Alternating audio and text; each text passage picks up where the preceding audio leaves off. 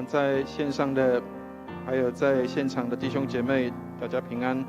我们预备心来参加今天早上的崇拜，愿上帝帮助我们，让我们安静预备我们自己来朝见我们的主。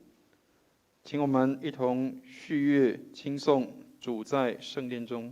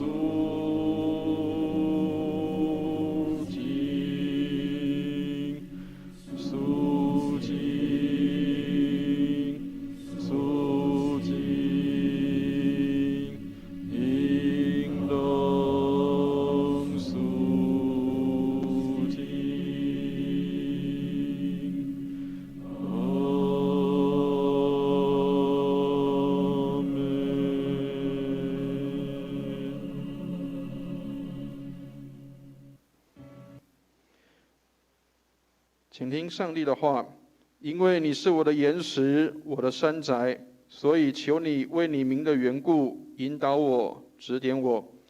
求你救我脱离人为我暗设的网罗，因为你是我的保障。请我们一同低头来祷告，愿上帝帮助我们，让我们为今天早上我们一起的崇拜来献上感恩。亲爱的天父，我们感谢你为我们今天早上主日在线上还有在现场的崇拜向你献上感谢。谢谢主，让我们能够平安无事敬虔的度日，在每一天的生活当中经历你丰盛的恩典。主，你也恩待我们，让我们在这样的疫情当中，我们所有的弟兄姐妹，我们工作家庭生活一切蒙恩平安，让我们不受到这些的疫情的影响。虽然外在的环境凶恶，但是让我们心里面不害怕。愿你施恩来看顾我们。我们为着今天早上的崇拜向你献上感谢。主，你说我们要以感谢为祭献给你，就是来荣耀你。主啊，愿你来在我们当中得着当得的荣耀，也纪念没有办法在线上或是在现场崇拜的弟兄姐妹，纪念他们无论在哪里，在工作，在读书，在任何地方，都保护他们十分的平安。谢谢主垂听我们的祷告，带领我们在你里面蒙恩。祷告奉耶稣基督的圣名，阿们。弟兄姐妹，让我们一起来唱诗赞美上帝。我们来唱心灵良诗选第9首，亲爱的天父，我感谢你。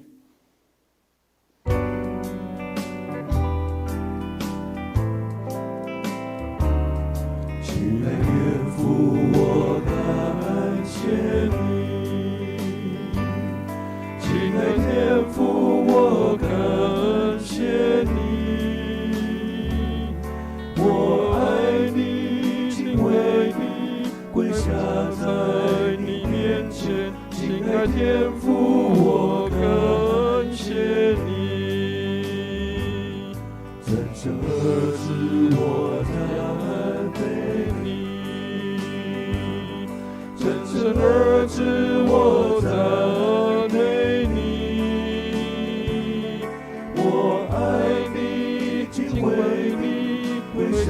在你面前，真神儿子，我赞美你。神的圣灵是我安慰师，神的圣灵是我安慰师。我爱你，敬畏你，跪下在你面前，神的圣灵是我安慰师。在你身我尊重你，在你身我尊重你，我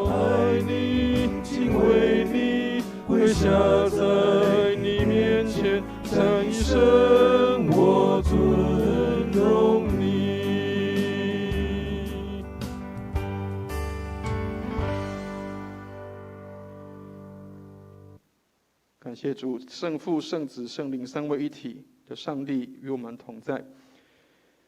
我们一起来读信仰宣告，用使徒信经来宣告我们的信仰。在周报的底页，或是我们请弟兄姐妹来看我们的投影片，我们一起来诵读使徒信经，来宣告我们的信仰。我们一起来念，请。我信上帝全能的父，创造天地的主。我信我主耶稣基督，上帝的独生子，因圣灵感孕，由童贞女玛利亚所生，在本丢彼拉多手下受难，被钉于十字架，受死，埋葬，降下阴间，第三天从死人中复活，升天，坐在全能父上帝的右边，将来必从那里降临，审判活人死人。我信圣灵，我信圣而公之教会，我信圣徒相通，我信罪得赦免，我信身体复活，我信永生。阿们。我们来唱荣耀颂。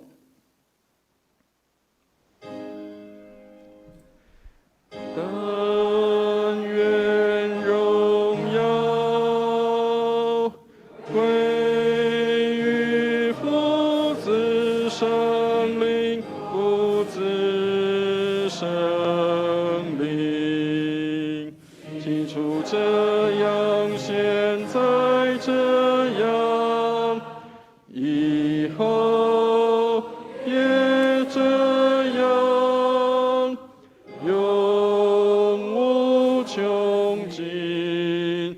阿门，阿门。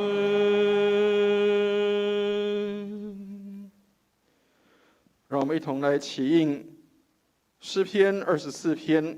如果可以的话，请我们来翻开圣经诗篇24篇，让我们用起应的方式来读这一段的起应文。由思慧来起，请弟兄姐妹来应。在我们的PPT 上面，我们的投影片上面白色的字体是起的地方，应的地方，请弟兄姐妹来回应。那是因为我们现场没有办法来做这样的回应，所以思慧这边会全部一起把这边的起跟应一起来念，请弟兄姐妹在家中在线上就跟着来做应的部分。地和其中所充满的，世界和处在其间的，都属耶和华。他把地建立在海上，安定在大水之上。谁能登耶和华的山？谁能站在他的圣所？就是手洁心清，不向虚妄，起誓不怀诡诈的人。他必蒙耶和华赐福，又蒙救他的上帝使他成义。这是寻求耶和华的族类，是寻求里面的雅各。众城门啊，你们要抬起头来。永久的门户，你们要被举起。那荣耀的王将要进来。荣耀的王是谁呢？就是有力有能的耶和华，在战场上有能的耶和华。众城门啊，你们要抬起头来。永久的门户，你们要把头抬起。那荣耀的王将要进来。荣耀的王是谁呢？万军之耶和华，他是荣耀的王。阿们。万军之耶和华，他是荣耀的王。愿我们一起来敬拜他。我们一起来祷告，透过我们的这样的代祷意向上面的内容，让我们一起来关心国际还有国内我们各样的需要，在上帝的面前，我们献上祷告。亲爱的天父，我们为着我们在东北亚的邻国日本来献上祷告，愿你恩待这个国家，让基督信仰能够进入到他们的生活跟文化中，百姓能够更多来认识主。愿你恩待在那里的宣教士，使他们能够在那里所做的宣教工作都蒙主的保守，并且在那里能够顺利的来进行这些的事工，使百姓蒙恩。主，我们也为着我们在中区的教会，我们的太平幸福卫理堂邱运杰牧师，我们为他们来祷告。愿你恩待我们中区的教会，让我们在中区的教会蒙恩，也为邱牧师他们在那里的服事工作来献上祷告，让我们的同工们在那里工作服事都一切大得平安。主，我们也为着我们台湾的行政首长、政府官员来献上祷告，愿你恩待我们的行政首长、政府官员，给他们有智慧、能力、聪明，做好的政策、计划、决定，来帮助我们的百姓，使我们的百姓蒙恩。愿你也恩待我们这块土地上的人民，让我们的百姓能够蒙受上帝的恩惠。主，我们也为着我们在台湾的儿童跟青少年向你献上祷告，愿你给他们有很好的知识教育，还有品格教育，让这些儿童跟孩童、青少年，他们能够在你恩典当中，能够健康的成长，到他们长大都不忘记。谢谢主恩待我们。我们也为着在第一线的防疫的工作人员，这些的医疗人员、军警人员，为他们来献上祷告。主，愿你保守他们都十分的平安，让他们在服事上，让他们在所做的事情上面都能够大得平安。特别他们在服务人的时候，愿主你也保守他们，让他们不受这些的瘟疫的影响跟迫害，让他们能够有很好的抵抗力来胜过这些的瘟疫。谢谢主恩待我们这些的第一线的工作人员，让他们在所做的事情上面蒙恩，愿上帝来帮助。主，我们感谢你，谢谢你垂听我们的祷告，愿荣耀归给主，奉耶稣基督的圣名，阿们。我们一同用主祷文来结束我们的祷告。我们在天上的父，愿人都尊你的名为圣，愿你的国降临，愿你的旨意行在地上，如同行在天上。我们日用的饮食，今日赐给我们，免我们的债，如同我们免了人的债，不叫我们遇见试探，救我们脱离凶恶。因为国度、权柄、荣耀，全是你的，直到永远。阿们。弟兄姐妹，让我们一起来读今天的经课。我们今天的旧约经课在撒母耳记下第6章。撒母耳记下第6章1到5节，还有12节后段到19节。撒母耳记下第6章1到5节，12到19节。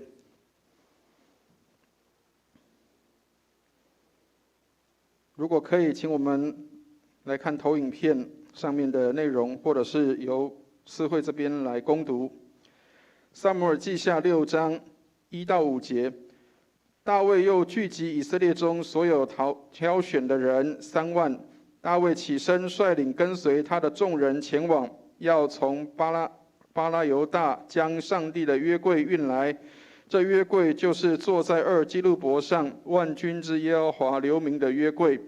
他们将上帝的约柜从冈上亚比拿达的家里抬出来，放在新车上。亚比拿达的2个儿子乌撒和亚希约赶这新车。他们将上帝的约柜从冈上亚比拿达家里抬出来的时候，亚希约在柜前行走。大卫和以色列的全家在耶和华面前用松木制造的各样乐器和琴瑟、鼓、钹、锣作乐跳舞。12节下半段到19节。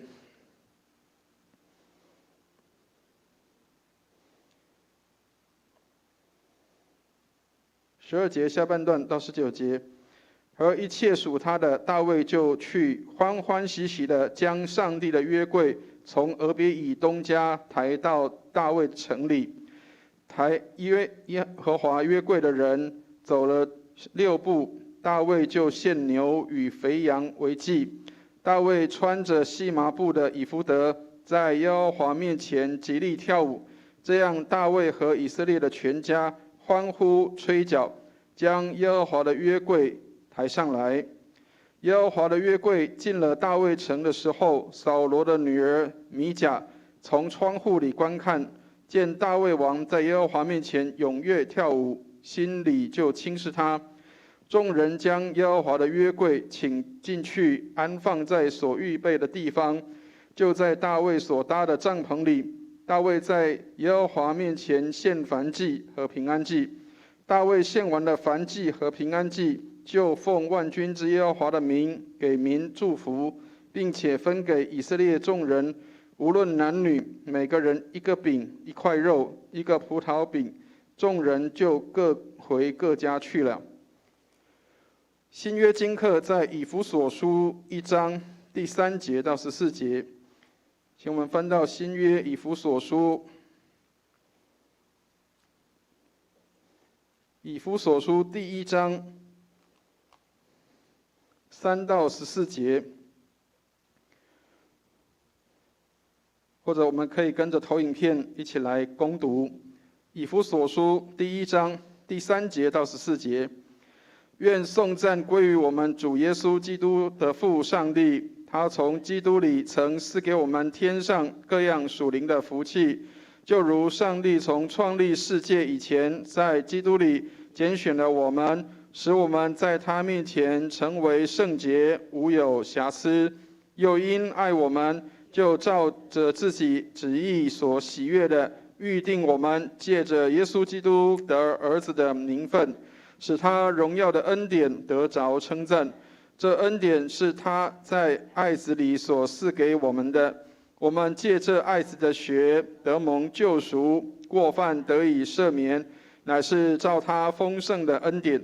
这恩典是上帝用诸般智慧、聪明、充充足足赏给我们的，都是照他自己所预定的美意，叫我们知道他旨意的奥秘，要照所安排的，在日期满足的时候，使天上地上一切所有的都在基督里同归于一。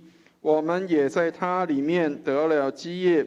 这原是那位随己意行作万事的，照着他的旨意所预定的，叫他的荣耀从我们这首先在基督里有盼望的人可以得着称赞。你们既听见真理的道，就是那叫你们得救的福音，也信了基督，既然信他，就受了所应许的圣灵为印记。这圣灵就是我们得基业的凭据，只等到上帝之名被赎，使他的荣耀得着称赞。阿们。愿上帝祝福他的话，还有听他话语的人。请我们一起来攻读今天正道的经文，在创世纪第6章，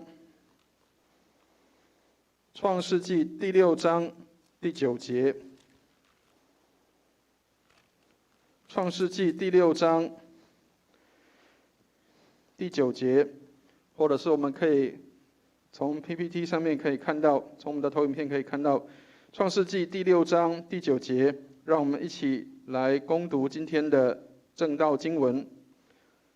创世纪6章9节，挪亚的后代记在下面。挪亚是个义人，在当时的世代是个完全人。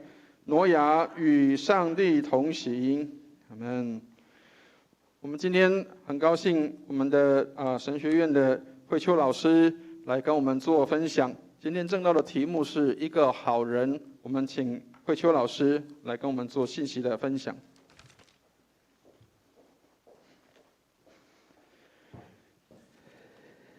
亲爱的弟兄姐妹们平安。我们在线上一起的聚会，一起聆听上帝的话语。无论是在什么样的环境之下，我们要敬拜神的心不受难阻，我们要分享神话语的心不受难阻。因为上帝的旨意会在任何一个情况之下向他的子民说话。愿神的子民仍然在不同的管道、不同的环境中，我们一起的来聆听神的话语，一起的来学习神的话语，好让我们在无论什么样的情况之下，在疫情之下，在困难之下，在挑战之下，我们能够像挪亚那样成为这个时代、这个环境、这个家庭中的一个好人，一个好人。我是住在一个很古老的公寓里面，没有电梯，我必须常常像骆驼一样把沉重的菜篮扛上4楼。我必须推着我妈妈，95岁的妈妈，她的脚力还是很好，他还是可以慢慢的爬4楼，但是我必须在他后面做他随时的帮助。在这样的岁月当中，我们那个4楼公寓里面有住的是孔武有力的男人，也有年轻人，但是有多少次从我身边走过，看到我拿着沉重的篮子，看到我推着我妈妈，无论是上楼，无论是下楼，没有人提出帮助，没有人伸出援手，从我旁边过去，或者是我必须停下来让他们先走。然而，在这样的一个看起来面临的是一个很孤单、很无情的一个生活环境，我时常有感受到说，为什么没有人帮助我？当我觉得很沉重的时候，当我觉得很无力的时候，当我跟我的妈妈在慢慢爬的时候，却是没有人为我们停下来，让我们先走。不过，上帝有一天让我看到，其实不是邻居每一个都是如此。有一天，我家的门有2道门，因为我太着急的要把我妈妈送进去，然后我还要把我的菜篮子送进去，所以我就忘记了关了我们家的第1道门。就在那个时候，有人按我的门铃，原来是在我们斜对面的阿英姐。她是很少出门的，因为她的腿并不是曾经受过伤，所以她很少出门。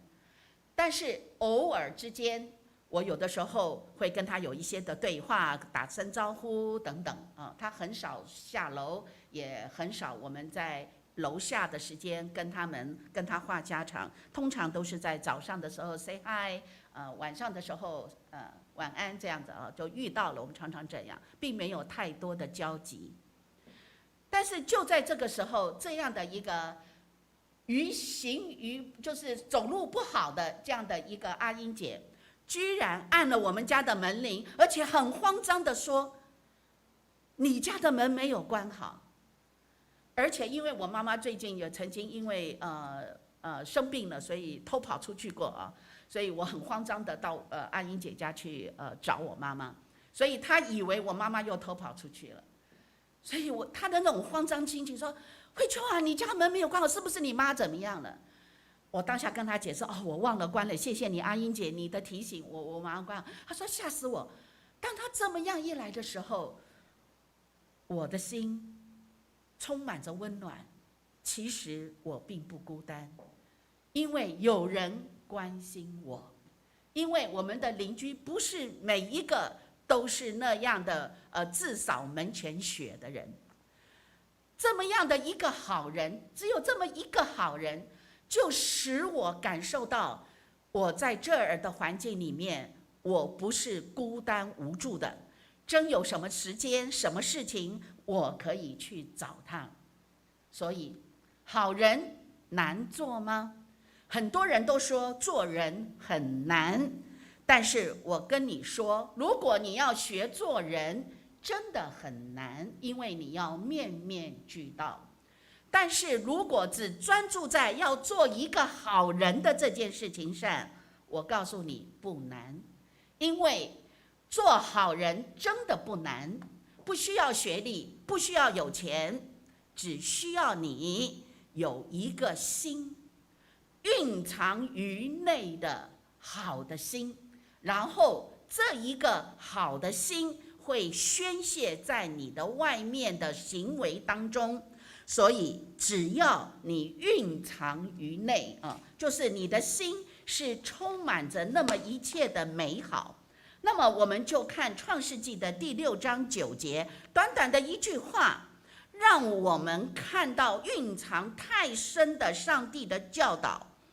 好人不难做，因为挪亚在那个时代却是圣经这么样的记载他。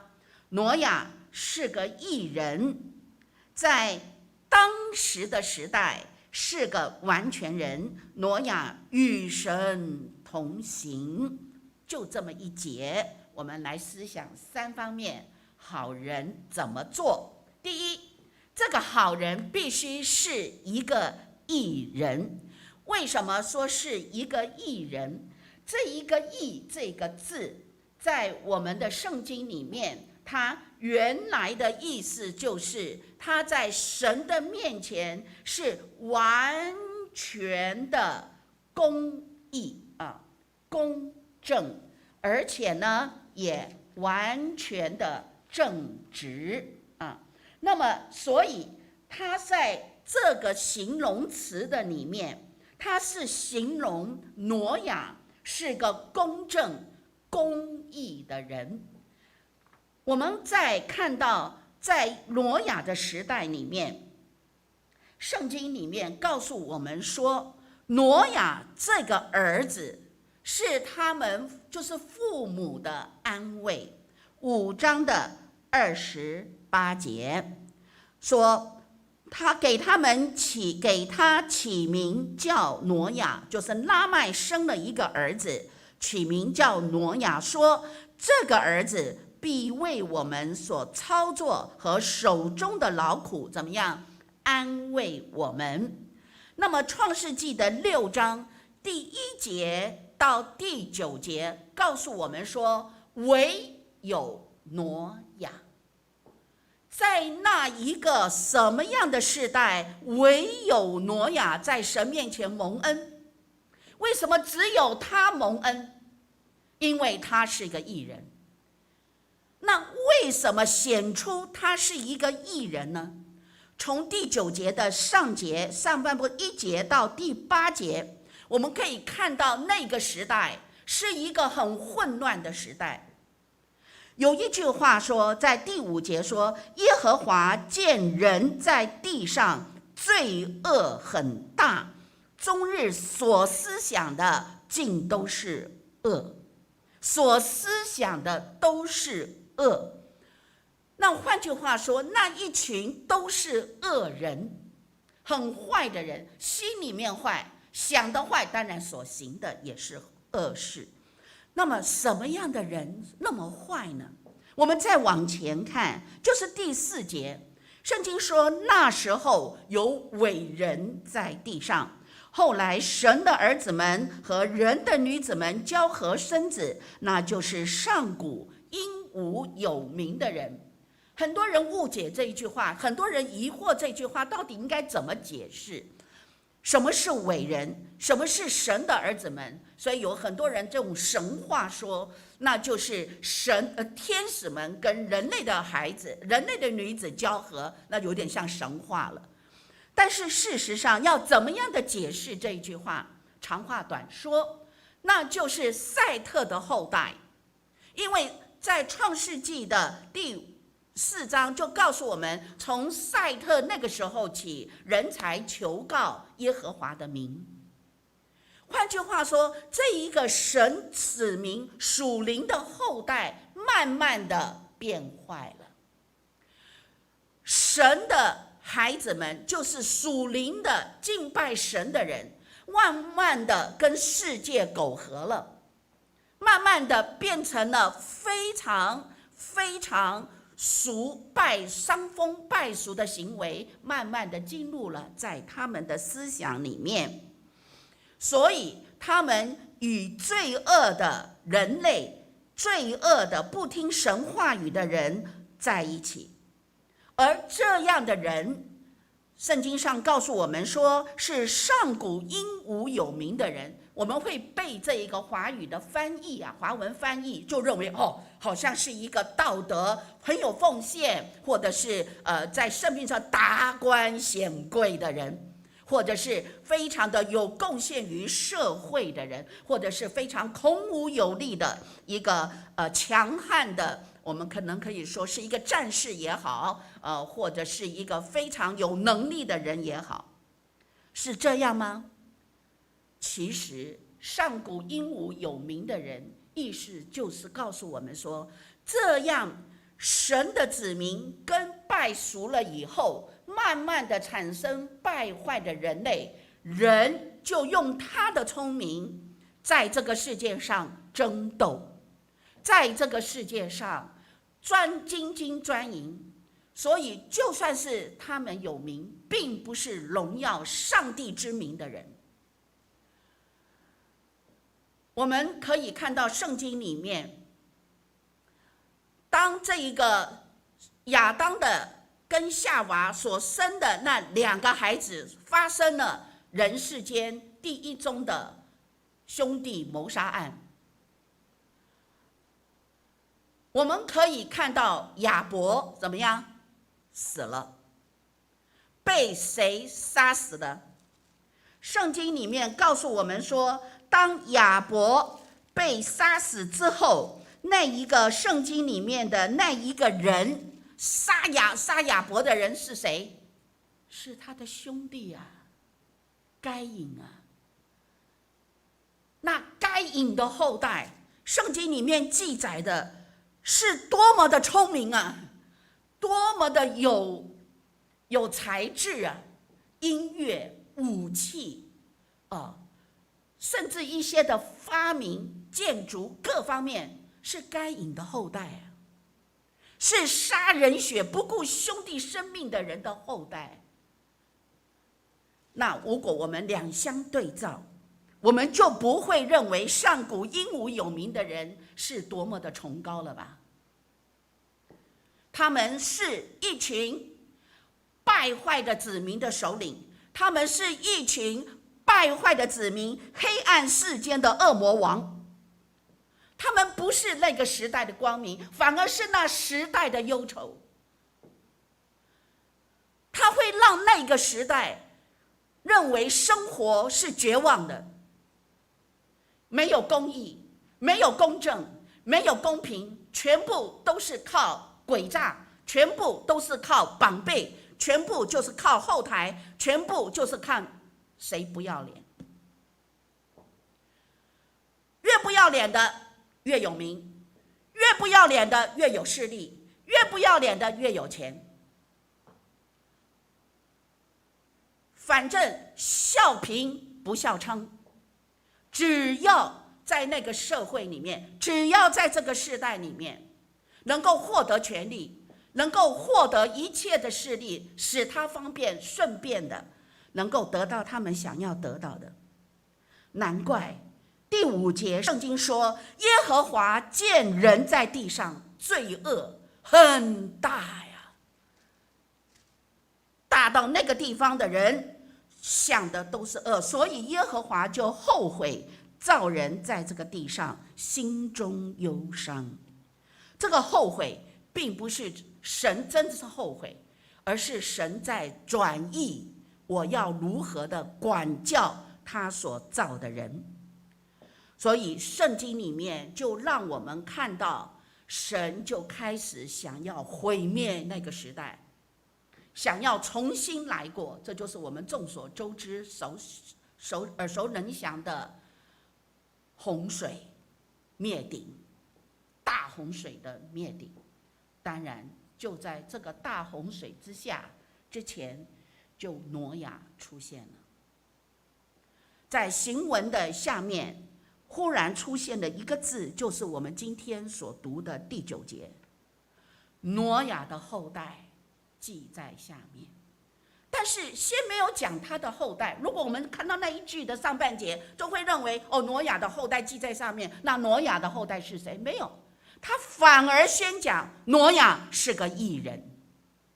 这里面就给我们一个思想，这个思想是一个义人的后代如何，一个人的后代如何，就必须先考虑的是这一个人如何给他的后代做榜样。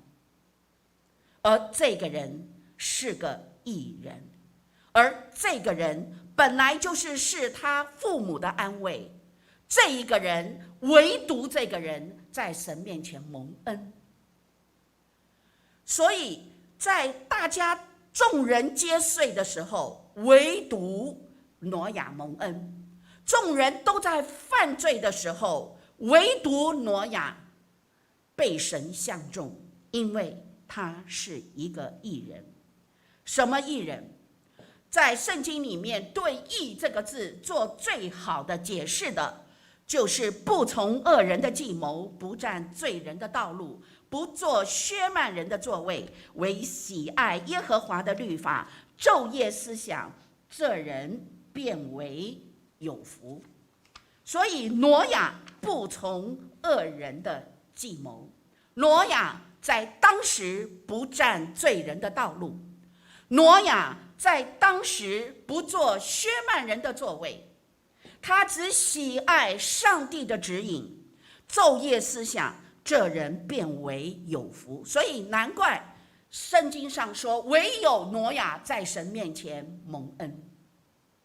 所以亲爱的弟兄姐妹，只要你是一个义人，在疫情之下，在大家都恐惧，至少门前雪，或者是在家庭当中，因为多有的时间的群聚，反而发现无法相处，那么你只要是一个义人，你就可以给后代做一个榜样，不在家里作乱，不在社群社庭里面作乱，不从恶人，不占罪人的道路，不做削慢人的座位。你不但自己蒙福，也会使后代蒙福，就因为你是一个义人。第二，圣经里面告诉我们说，他是一个什么完全人啊？他是一个完全人。这一个完全人在希伯来文的意思，它是一个形容词，是这一个人是完全的。它跟公义是相对的，是平行的，就是一个义人，他公正正直，那么相对的，他的心里是完全。完全什么？他要完全的做到公正，他要完全的做到正直，他用他的全心全灵全意去做到公正正直。所以圣经里面常常告诉我们说，我们要做一个完全人。那什么是完全人？我就先跟大家讲，常常有一句话说，我心有余而什么力不足，对不对啊？或者是说爱莫能助啊，爱莫能助啊，我心有余而力不足。其实我跟你说，这句话基督徒不应该说的，因为基督徒里面的完全会不能够说成说你心有余力不足。如果你心有余力不足，表示你不完全。你就说蔡老师，你这个是不是太强人所难？我曾经也不明白完全这个字是什么意思。好，那有一次，一个希腊文的老师啊，他是个教授，叫做 Dr. Greene， 他是哈佛大学教希腊文的教授。有一天来到我的学校里面，他就特别讲学啊，就正好我是那一班的学生，他就特别讲到什么是完全，从旧约到新约。当然，那里面从希伯来文到希腊文，它的字解啊，我不会在这儿跟大家上课。不过他有一个例子，我要跟大家分享。他说，我永远记到这里。现在啊，他说什么是完全？他说他很爱他的太太。有一天他太太生日，他很想为他太太买一份生日礼物。你看那么忙碌，那么只想教书、读书、写书的人，不太有时间，也没有那个意愿会去 shopping center，去买个东西。但是因为他爱他太太，想给他太太一个惊喜，所以在他去上班下班以后，他就跟太太讲，他今天晚上会晚点回家。他就特别跑到了那个百货公司啊，他用他的时间，用他跑了所有有关女性用品的地方，他都想了。这个对我们来讲这是很容易的，而且是一个非常喜悦做的事情。但是对一个老教授来说，那真的是他比他做论文更难的一个功课。但是他花时间做，他花时间去找，甚至晚餐都不吃。他说，我今天晚上我一定要给我太太一个 surprise， birthday surprise，生日的惊喜。他终于呢买了一个别针啊，他买了一个别针。他认为他太太一定会很高兴，他满心欢喜，非常的期待啊，赶快回家。回到家以后，太太就问他说：“哈尼，你为什么那么晚回来？吃了没有？”他说：“先不要讲。” no， 他就想跟他太太一个欢喜。他太太呢，当然开心，还没有看到嘛，但是太太嘛，看到一个礼物，当然开心，因为他的先生不会送他什么礼物的啊。然后他哎呀，当然开心，但是一打开一看，他太太早有了这一个别针了。但是他太太呢，就在当下呢，反而怎么样？没有露出失望的表情，给他一个更大的热情的拥抱，更加的谢谢她的丈夫，谢谢 Dr. Greeny， 因为什么？不是那一份重复的礼物，不是因为 Dr. Greeny 为什么不知道他的太太，他多年的不是多年，就是跟他朝夕相伴的老婆没有这个东西，同样的东西在才干上 ，Dr. Greeny 说，在一个男人的才干上，在一个男人的细心上，他是不及格的。但是他那个心啊，加上他的附上的行为啊，是比买了一个重复的别针更美、更好、更让他太太感动。他太太不会因为着重买一个而沮丧，重得到一个同样的别针而沮丧，是因为她得到了她丈夫的心，因为她知道她丈夫是多么完全的爱她，这叫做完全。他就跟我们说，那个我就记得他那种绿色的眼珠子，因为老外嘛，那放出的那个光芒啊。他说：“孩子们，什么是完全？这就是完全的意义。为了要取悦于上帝，为了要取悦于所爱的太太，他付出了所有的时间、所有的心力、所有的那个，虽然他是劳力。”才干认知上是有限的，所以他就鼓励我们。他说：“孩子们，如果你今年30岁，你不要去跟50岁的比，你不要去跟我来比，你反而要跟你30岁应该有的年龄的心智，你自己衡量你够不够符合一个30岁应该完全的爱，去爱上帝，去爱人。”他说，相对的，一个5岁的孩子，一个3岁的孩子，他也应该要有5岁、3岁、2岁、1岁，不管什么样的年龄，他成长到什么年龄，他就应该有那一个年龄应该有的心智、成熟、行为、动作。他说，孩子们，如果5岁像1岁，我看父母会很着急吧？该讲话的不会讲话。那应该很焦急吧？该走路的时候不会走路，我看就是有问题啊。所以如果30岁了，如果信主10年了，如果信主30年了，还不会爱上帝，那是有问题了吧？那就是灵命有问题了，灵命上不完全，认识上不完全。所以挪亚被神形容说他是一个完全人。所以我们今天巴望我们在现在的这个疫情之下，不管什么事情发生，你觉得有任何的压力，亲爱的弟兄姐妹，你再也不能够对上帝说，神啊，我心有余力不足。你应该在任何一个环境之下，因为要完全的爱上帝，尽你的力量去正直，去公义，去爱，去行你该做的事。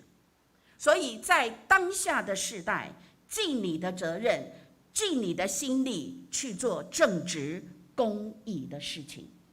所以亲爱的弟兄姐妹，这个叫做完全。所以好好的想一想，今天听完道以后，好好的去思考一下，你是不是常常用这个借口然后说我心有余力不足，我爱莫能助。其实你并不是那么完全的爱上帝，爱你的家人，爱你的父母，你老是找借口。我要说找借口，最近我就听到很多那些不孝子告诉我说，告诉我的朋友，那朋友当然很生气的就跟我讲，那一群不要照顾父母的人，最近都有一个很好的借口，说什么？疫情啊，因为疫情，我很难出门给父母去拿钱给父母。因为疫情，所以我不能够来看妈妈。因为疫情，所以我不能来帮你的忙，让你能够出去买菜什么的，都是疫情。那我的朋友很生气啊，就说了，我的一个姐姐，她就指我了哈。我的姐姐从高雄到屏东就没有疫情，你从屏东的乡下到我的家就有疫情。这个大家听得明白吗？我从高雄到屏东当然远，他的哥哥也在屏东，屏东在屏东就有疫情。这个倒是一个借口，都是存在于你愿意不愿意而已。当不愿意的心显出不完全，当愿意的时候，你就完全了，就没有任何的借口。第三，圣经告诉我们说，挪亚是一个与神同行的人。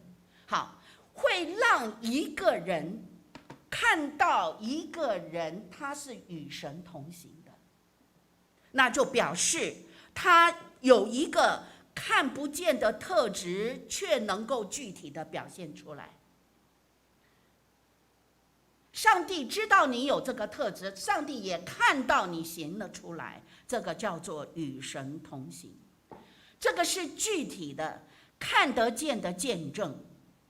那看见什么呢？看见这一个人与神同行，听上帝的话。同行的上帝告诉他说什么，他就去做什么，很清楚的做出来，说这是神要我做的。就算受人的指责，就算别人骂他是笨蛋，是傻蛋，是头脑昏了，他仍然执意的做下去。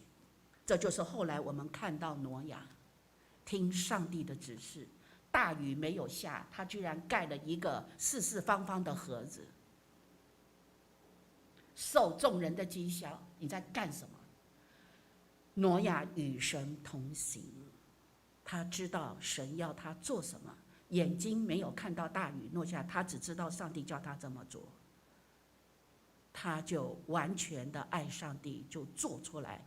他知道这个世界上神所做的必有他的美意，他不知道是会什么，但是那个洪水到底是多么大的厉害，但是他还是这么做了。所以什么叫做公正正直？什么叫做完全？什么叫做与神同行？就是把神的话为他生命的主轴，行神要他做的事，就是正直正义。行神要他做的事，不怕任何的折扣，不怕任何的打击，这叫完全。因为他爱上帝，因为他与神同行，他敏感于神的指示，他敬畏神，他怕得罪神，他具体的做出来了。这个叫做与神同行。我记得在我读神学院第一个神学院的4年当中，我们是每半年才能够下山放假回家，跟父母相聚一段时间以后，就要到各个教会去实习。那个是神学院的第1年啊。那么第2年就开始每个礼拜到外县市去实习，所以第1年我们是没有到外县市去实习的，就是在学校关半年，然后在寒暑假回到自己的家乡的教会去见习哈，还不是实习啊，在寒暑假啊。所以我记得，当我们这个期末礼拜一结束的时候，我们学校的训育主任严大卫牧师师母就会在学校教堂的门口，因为我们的行李都预备好了。因为你知道吗？被关久了啊，真想要放出去的麻雀一样。对这个老师们的这个讲道啊、交代啊，都希望说赶快结束啊，我要回家。就在我们拿这个背包就想要赶快走的时候，训育主任在门口说：“等一下，我知道你们心很急，但是再忍耐一下，听我言。”我说又要讲话了。他说：“孩子们，你们很久没有下山了，因为我的学校是在大肚山上哈，台中的大肚山上的神招神学院。那个时候他说：你们很久没有下山了啊，现在我告诉你们。”学校的我就是训育主任，没有办法在你们身边一天到晚跟你们生活在一起。那现在你们回家了，当你们下山之后，我没有办法看到你们，但是在你们身旁的主知道你们在做什么。所以当你下山之后，看到一些你很久没去的地方，比如说舞厅啦，我们那个时代了哈，舞厅啦哈，disco 厅啦哈，或是那些很阴暗的角落，孩子们，如果你很想进去，你就先问旁边的耶稣，祷告：主啊，如果是你，你会不会进去？问好了，祷告了，你才做决定。他怎么会那么信任我们？一定会有这个结果，说主啊，你不会去啊，然后我们就跟神同行了。他这一句话其实是给我们一个功课：向左向右。上帝已经在你的心中向你显明，只剩下你顺服还是不顺服而已，你自己做选择。挪亚在那个时代大可做选择，在那个黑暗的时代，他要众人皆睡，我独醒，不简单，很困难。然而我要告诉你一个故事，不是只有挪亚这样。挪亚的故事记载在圣经，成为世世代代的一个 model。然而在这个世界上，在别的民族是不是也有一些很正直、出污泥而不染的一种人？他不见得得到当时时代的肯定，但是历史上像挪亚那样留了一个好的见证。这使我想到余秋雨，大家都认识这样的一个作者，他写了一本书叫做《文化苦旅》。这一本《文化苦旅》是非常有名畅销的，到现在还是很畅销的一本书。在《文化苦旅》里面有一篇文章叫做《这里真安静》这里真安静，哪里呢？在新加坡五级芝马的一个小山的深入的一个地方，有一块很大的古墓啊。那个古墓呢，是在第2次世界大战日本人占据新加坡3年半的时候，那么日本人留下来的一群的坟墓。而这个余秋雨陪着新加坡一个很有名的文人叫韩山元先生，就去探访了探访了这一个地方。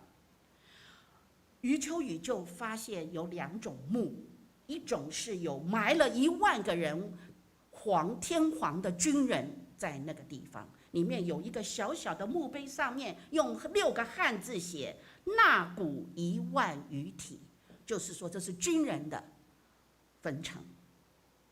另外一个地方，草地上有一个小石桩啊，一个小小的石桩，然后上面写的一个个小时装啊，但是却是背向日本的方向的，背向日本方向。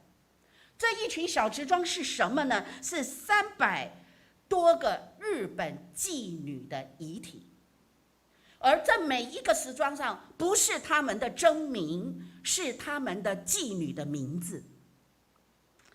譬如说德龙、瑞惠、宣淑这一些日本艺妓的，就是妓女的名字。为什么连死了连真名都不敢放？因为这一群妓女觉得羞愧。羞愧于自己的族系，羞愧自己的家园，他们死了，埋葬在异地，宁可背向家园。是2个坟地，但是就在这么多的坟地的一个更远的地方，有一个孤独的一个墓，那一个墓上面记载着一个日本文人叫二叶亭四弥啊，二叶亭就宫廷的亭，就是凉亭的亭，二叶亭四弥就是迷住的迷，这是他的名字。这一个文人是日本当时很有名的一个文人，因为他非常反对日本皇军的暴行，所以他写了很多的文章来反对当时日本的政府，反对当时的民族所做的暴行。所以他写了很多本文章，他反抗，所以成为当时代不被喜悦、政府被丢弃的一个文人。所以他要在异地生病，他就在想回日本的途中，他死在新加坡，他死在客死他乡，而他因为灵魂是多么的崇高，他知道自己在做什么。一个作家，一个有灵魂的作家，一个公益、一个正直的一个日本作家，他的墓碑上写上了他的名字。他二叶亭四弥，他面向他的祖国，他可以向他的祖国说话。我曾经做过跟当时的政府反抗的事情，这一个墓，在远离了皇军，远离了妓女，一个是毒杀百姓的，一个是有愧于他的生命灵魂的，而另外一个文人客死他乡，孤独的在那个地方，但是他是民族中的一个好人。而这个墓，多少日本后来的旅客知道他，就默默地跑到他的那个地方去敬仰他。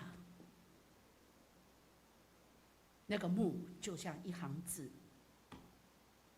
曾有一个好人葬在这里，一个灵魂正直、干净、完全的人，他向他的良心说话，他与他的良知同行。而我们基督徒不是与良知同行，我们是与神同行的。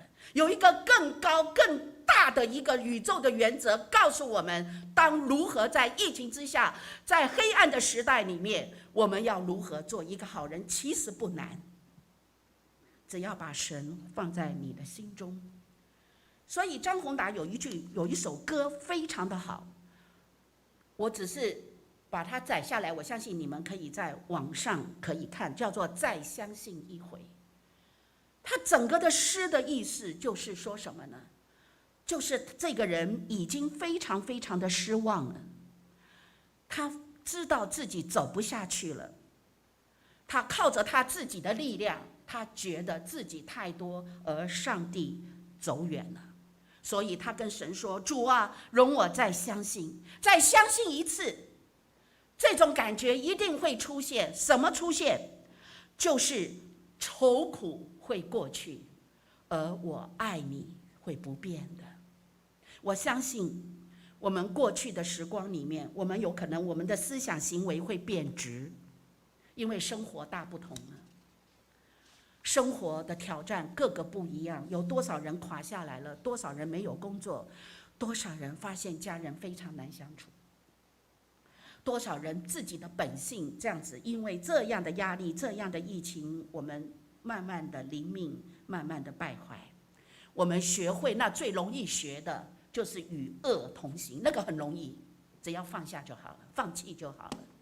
像这首诗歌所说的。不过这首诗歌告诉我们说，他说：“主啊，请你让我再相信一回吧。”就希望今天你能够再相信上帝一次吧，再跟上帝说：“主啊，让我记得这一句话，挪亚的后代记在下面，却不是闪含雅佛的名字，而是挪亚是一个什么样的人？义人，完全人，与神同行的人，他才能够向他的后代说话做见证。洪水会过去，彩虹会出现，正如我们也期待彩虹出现一样，正如我们也期待疫情过去，解封自由的时代来临。但是如果我们不是一个好人，就算疫情过去，就算彩虹出现，这个世界仍然是败坏的，没有希望的。何不如在这个时候操练我们自己，就在这个时代、这个时刻，向这个时代说：你是一个义人、完全人、与神同行的人。那么，当彩虹出现之后，你才能够更大的、更多的人来祝福我们的国家、我们的社会、我们的教会。让我们一起祷告。亲爱的主，愿创世纪第6章第9节让我们看到一个好人是这个世代的灯，让我们看到在你面前的挪亚是那个时代的希望，不但拯救了你所创造的生物植物，主啊，也拯救了他的后代，使整个社会、使整个世界有了希望。挪亚是一个转捩点。亲爱的主，求你帮助我这一个人，我们所听到的每一个弟兄姐妹，是他家中的转捩点，是他社会的，是他小组的转捩点，是教会中的转捩点。他是我们的希望，让我们能够把灯照在黑暗之处，蕴藏于内，宣泄于外。主，好人不难做，只是我们不愿做。帮助我们再相信自己一次，帮助我们在你的面前领受你天上来的力量，再这么一次给我们机会。我们不知道明天如何，我们也不知道下一刻我们是不是活在这个世上。主啊，只要在我活着的当下，求你帮助我，是一个义人、完全人、与神同行的人，所以我能够用我这样的蕴藏于内丰富的生命特质，我能够面对下一刻，如果你让我活着；我能够面对明天，如果你让我继续活着；我可以面对明年更久的岁月，如果你让我活着，我就必然透过我来祝福我身旁的人。愿主垂听我的祷告，奉耶稣基督的名，阿们。我们把时间交给牧师，愿神祝福他的话语。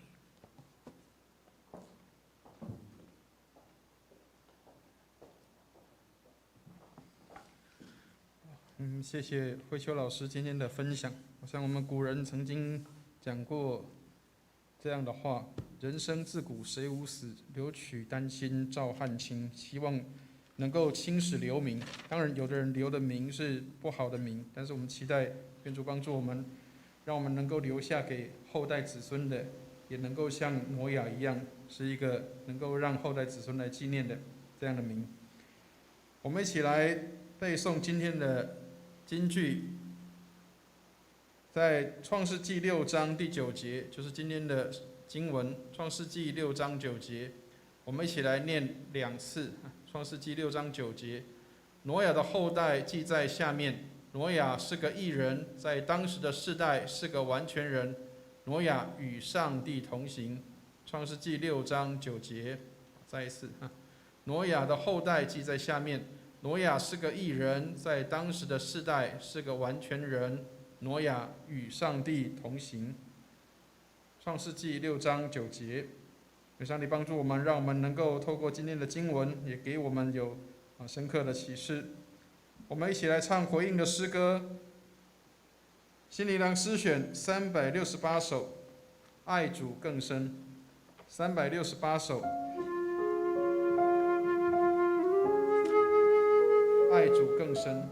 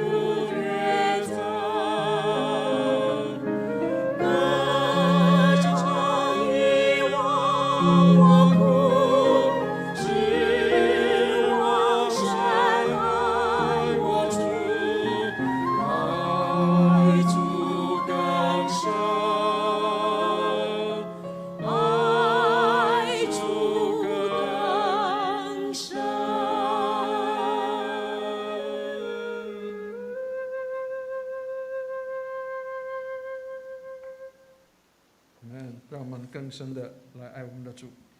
我们一起来预备心，来做奉献的祷告。慈悲怜悯的天父，愿你悦纳我们在你面前区区的至诚，施恩看顾我们，让我们所献上的都蒙你的悦纳。把我们的工作上所获得的部分的金钱奉献在你面前，愿你来使用，能够像5饼2鱼一样，能够使许多的事工能够因着我们所奉献的，能够使许多的人得帮助。愿你恩待我们，谢谢主，垂听我们的祷告，带领我们在你里面蒙恩。祷告奉耶稣基督的圣名，阿们。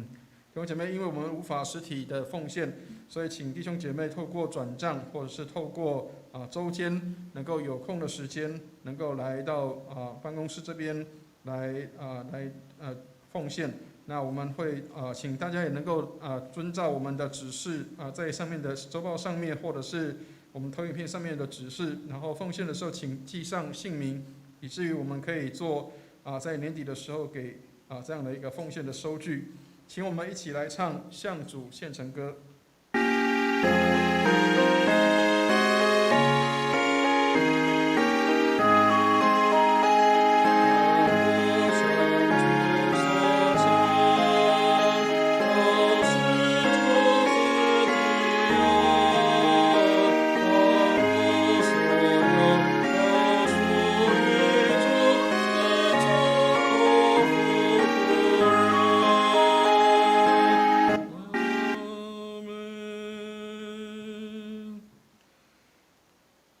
弟兄姐妹，我们一同在网络上彼此的问安。那期待我们能够在网络上面，我们可以彼此跟家人或是跟我们的弟兄姐妹有美好的互动。所以，请弟兄姐妹如果可以的话，可以透过电话或是 LINE 的讯息，或是简讯，或是用各样的方式，让我们能够在线上跟我们的弟兄姐妹彼此的问候。因为现在还在疫情的期间，所以虽然我们没有办法实体的见面，但是我们期待弟兄姐妹能够透过各样的媒体或方式，我们能够彼此的来请安跟问候。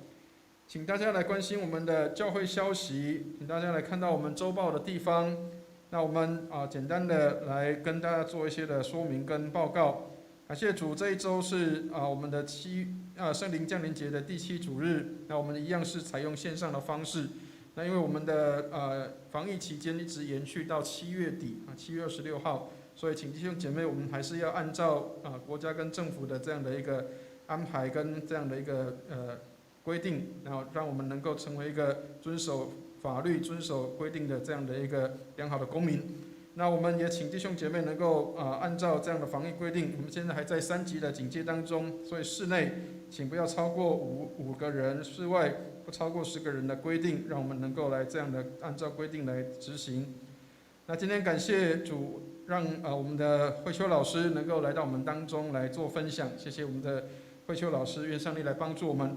那特别广告一下，就是下学期我们有这个新约导论，那请弟兄姐妹或者是我们线上的朋友，如果有意愿，请可以来跟我们的办公室做联系，然后来做报名。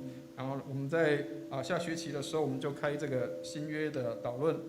那6月的收支表跟7月的执事会，我们已经在各群组上面已经发放，所以请弟兄姐妹来关心，为教会祷告。然后我们的各个小组都有一起的祷告聚会的时间，那牧师也会不定期跟一些的小组一起线上的聚会跟祷告，所以请弟兄姐妹，我们能够一起在线上跟我们的弟兄姐妹一起在聚会当中分享祷告。然后我们久没有见面的，我们也可以在网络上面可以跟大家一起有这样的分享的时刻。那我们高雄区的牧者，我们每天都有拍摄每日灵粮的这样的短片，那请弟兄姐妹能够来关心并且来收看，也请弟兄姐妹来转传，并且能够成为你每天的灵修的帮助。我们在今年的夏令营，因为没有办法来实体的这样的一个办理，那但是我们请弟兄姐妹仍然为我们的儿童事工来关心跟祷告。我们的下学期的制服艺人学院，我们按照政府的规定，我们能够按照这个开放的时间，我们再来做这样的一个规划。那是春季班还没有结束的课程，我们在解封之后会尽快的来办理这些的后续的课程，还没有上完的，我们会尽快的来处理。那刚刚有提到我们下学期的新约的导论，请大家能够踊跃的来报名。那我们的教会推动的5月到8月的爱读经计划，也请弟兄姐妹能够按照每天的进度，能够来读经祷告。我们也期待上帝给我们有这样的机会，让我们不但是在质的增长，也能够在量上面能够有增长。愿上帝祝福我们，把得救的人加给我们。期待我们今年到年底的时候，我们能够有200人在我们当中一起的聚会。8月8号，我们有父亲节的感恩见证会，所以请我们当中每一个阶段的父亲都可以来报名，能够来参与见证。那请弟兄姐妹能够来鼓励，让父亲们能够勇敢的站在台上来分享他们的经验。或许从我们的这样的育儿的经验当中，我们也可以去体会上帝对我们的爱。愿上帝来帮助我们，所以请父亲们能够踊跃在我们的这个办公室，或是请跟家警执事来报名。好，那其他的部分，请大家就自行的参阅，特别肢体消息的部分，也请大家来为在肢体上的消息来线上祷告。特别最近许多的年长的弟兄姐妹，还有一些弟兄姐妹也已经安排要施打疫苗，愿上帝来帮助，让我们当中有许多担心打疫苗的情况的这些弟兄姐妹，他们能够大得平安，有上帝的恩典。那我们的下周的服事表，也请大家参阅在周报上的内容。请我们一同站立，我们来唱三一颂，预备我们来领受上帝的祝福。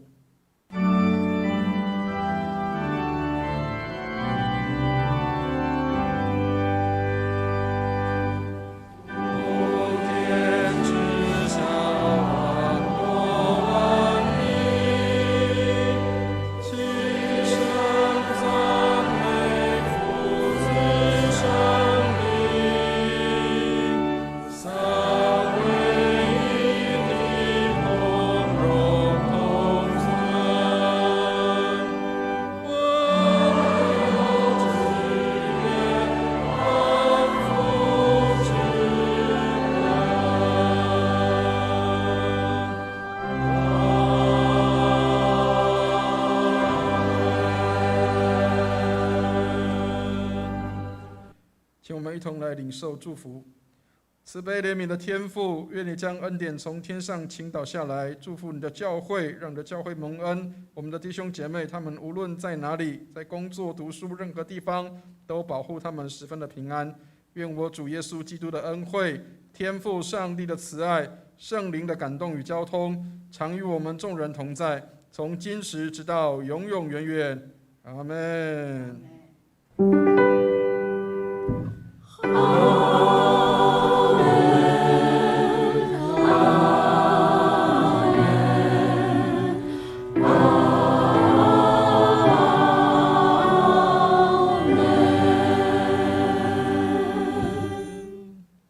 弟兄姐妹，请坐。我们默祷散会，请大家也来注意我们的这个奉献的说明，然后让我们能够在殿乐后安静的，我们就结束我们今天的聚会。